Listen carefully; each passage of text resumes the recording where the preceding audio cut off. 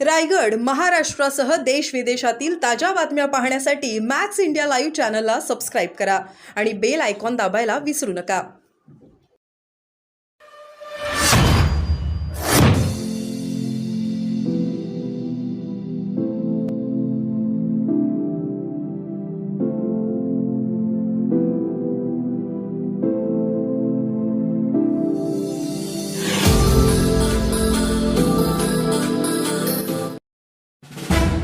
राज्यस्तरीय एकांकिका स्पर्धेत ब्रह्मपुत्रा एकांकिका अव्वल. प्रकाश देसाई सामाजिक व सांस्कृतिक प्रतिष्ठानतर्फे आयोजन. प्रकाश देसाई सामाजिक व सांस्कृतिक प्रतिष्ठान वतीने पालित आयोजित भव्य राज्यस्तरीय एकांकिका स्पर्धेत ब्रह्मपुत्रा एकांकिका अव्वल ठरली आहे. या स्पर्धेचा बक्षीस वितरण समारंभ पेण सुधागड मतदारसंघाचे आमदार रवींद्र पाटील, सिने अभिनेते प्रशांत दामले, प्रकाशभाऊ देसाई यांच्या प्रमुख उपस्थितीत संपन्न झाला. सलग 6 दिवस चाललेल्या या एकांकिका स्पर्धेत राज्यातील तब्बल 27 नाट्यसंस्थांनी सहभाग घेऊन दर्जेदार सादरीकरण करून नाट्यरसिकांना मंत्रमुग्ध केले. पारितोषिक वितरण निमित्त एका लग्नाची पुढची गोष्ट या नाटकाचा 729 नाटक प्रयोग झाला. तर सर्वात जास्त नाट्यप्रयोग ज्यांनी केले आहेत असे Guinness book of world record Prashant Damle यांनी त्यांचा 13,788 वा नाट्यप्रयोग पाली येथे केला. प्रकाश देसाई सामाजिक व सांस्कृतिक प्रतिष्ठानच्या वतीने रोहा पेण सुधागड मतदारसंघाचे आमदार रवींद्र पाटील यांचा नागरी सत्कार करण्यात आला. तसेच वसंत स्मृती आदर्श शिक्षक पुरस्कार 2024 प्राप्त JN पालीवाला महाविद्यालयाचे प्राध्यापक संतोष भोईर यांचा देखील प्रतिष्ठानच्या वतीने आमदार रवींद्र पाटील व प्रकाश देसाई यांच्या शुभ हस्ते भव्य नागरी सत्कार करण्यात आला. विजेता एकांकिका व कलाकार स्पर्धेत सर्वोत्कृष्ट एकांकिका ठरली ती म्हणजे महर्षी दयानंद कॉलेज परळ यांची ब्रह्मपुत्रा ही एकांकिका. तर द्वितीय क्रमांक डोंबिवली येथील क्राऊड नाट्यसंस्थेची चिनापसे रावितक एकांकिका आणि तृतीय क्रमांक ठाणे येथील सतीश प्रधान ज्ञान साधना महाविद्यालय संस्थेची कुक्कर ही एकांकिका. तसेच या स्पर्धेत लक्षवेधी एकांकिका ठरली ती म्हणजे हृदयस्पर्श करणारी जिराफ थिएटर्स गुड बॉय किस एकांकिका. यामध्ये रायगड जिल्ह्यातील सर्वोत्कृष्ट एकांकिका ठरली ती म्हणजे पनवेल येथील CK ठाकूर महाविद्यालय संस्थेची वेदना सातारकर हजर सर ही एकांकिका. आणि सुधागड तालुका सर्वोत्कृष्ट एकांकिका ठरली ती म्हणजे पाली कासाराळी येथील महाकाली नाट्य मंडळाची ब्लॅकमेल एकांकिका. त्याचबरोबर उत्कृष्ट अभिनय स्त्री ऑन टॉप ऑफ एकांकिका मधील अभिज्ञा जामकर व उत्कृष्ट अभिनय पुरुष कुकर एकांकिका मधील साहिल कदम हे ठरले. आणि उत्कृष्ट दिग्दर्शन ब्रह्मपुरा एकांकिकेचे दिग्दर्शन रोहन कोटेकर हे ठरले.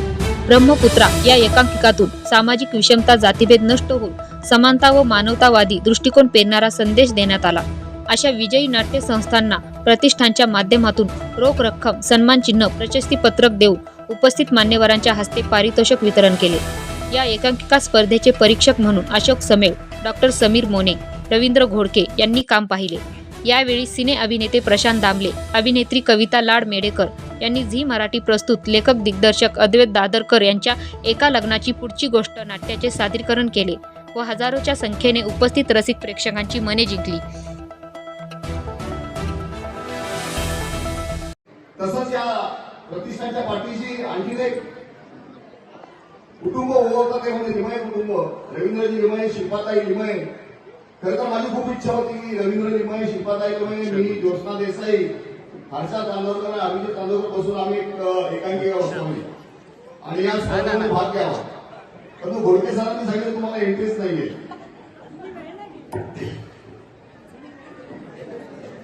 पुढच्या वर्षी प्रयत्न करू. परंतु सर्वात महत्वाचं कौतुक म्हणजे यावर्षी आमच्या पालीमधून एक एकांकिका इथे सादर झाली. अतिशय प्रगल्भतेने ती एकांकिका सादर झाली. मॅच्युरिटी होती त्या एकांकिकेमध्ये. मी त्यांचं मनापासून कौतुक करीन. ब्लॅकमेलवरून एकांकिका इथे सादर झाली. अतिशय सुंदर सादरीकरण होतं. अतिशय सुंदर असं दिग्दर्शन होतं. बघायला आवडलं. आणि 12 वर्षाचं फलित काय असतं, 12 वर्षाचं तपश्चर्याचं फलित काय असतं ते आम्हाला त्या एकांकिकेच्या माध्यमातून समजलं की खऱ्या अर्थानं आम्ही आमचं प्रतिष्ठान यशस्वी झालंय. की केवळ रसिक वर्ग नव्हे तर कलाकार तयार घडवण्याचं काम या प्रतिष्ठानने केलेलं आहे. तुर्तास इथेच थांबेन. तुमच्या सर्वांचे मनपूर्वक आभार मानेन. बोलण्यासारखं बरंच आहे पण मग नाटक करत राहील, बक्षीस समारंभ राहील, तसा मी थांबतो.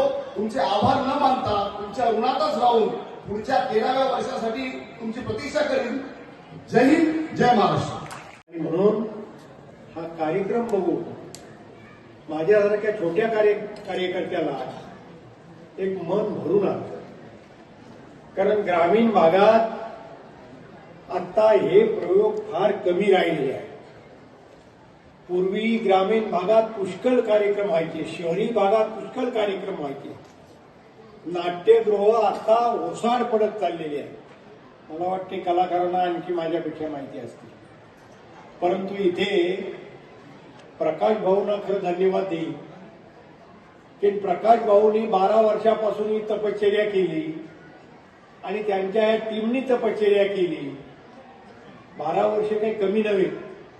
आणि या 12 वर्षात आज या सुधागड सारख्या दुर्मिळ गावांना सुद्धा या ठिकाणी आस्वाद घेता आलाय हे खरं सार्थ अभिमान.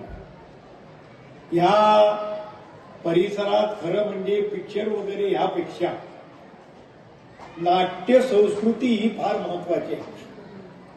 कलागुणांचा जर वाव द्यायचा असेल तर ही नाट्य संस्कृती खरी म्हणजे जपली पाहिजे. आज ती समाजात जपली जात नाही. आणि म्हणून आपल्याला ज्या ठिकाणी आता बघा त्या ऑर्केस्ट्राचा हे आलं, दुसरं आलं, तिसरं आलं, पण जे पूर्वीचं होतं तेच खरं म्हणजे चांगलं होतं असं मी म्हणाल तर गैर ठरणार नाही. आणि म्हणून या ठिकाणी व्यासपीठावर कोणाची नावं घेतली नाग मानू नका. सर्वच व्यासपीठ ज्येष्ठ श्रेष्ठ कार्यकर्ते, मित्रांनो, भगिनीनो, पत्रकार बंधूंनो, आज या ठिकाणी मी एक आमदार म्हणून जरी नसलो तरी मी एक तुमचा लोकप्रतिनिधी आहे. या लोकप्रतिनिधी आल्यानंतर अशा कार्यक्रमाला काहीतरी बोलायला पाहिजे.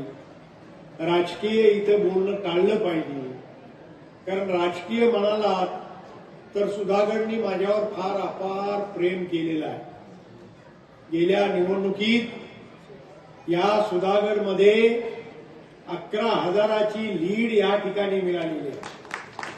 कधीही ही लीड एवढी मिळालेली नव्हती तेवढी या सुधागडनी दिली.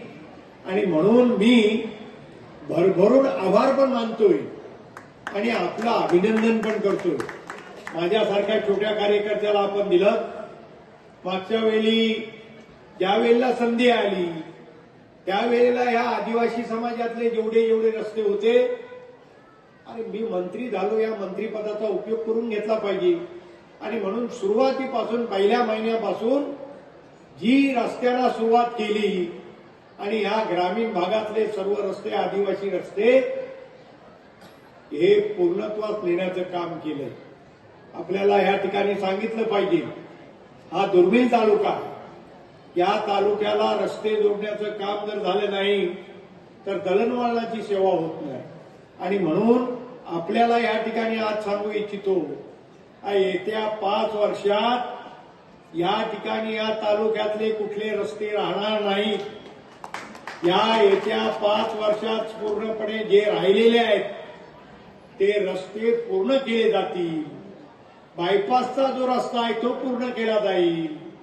मला वाटते जे जे काही तुम्ही सांगाल ते इथे राहणार नाही. कारण मला माहिती आहे मंत्री असलो नसलो तरी आपण मंत्र्यापेक्षा जास्त काम करणार आहे.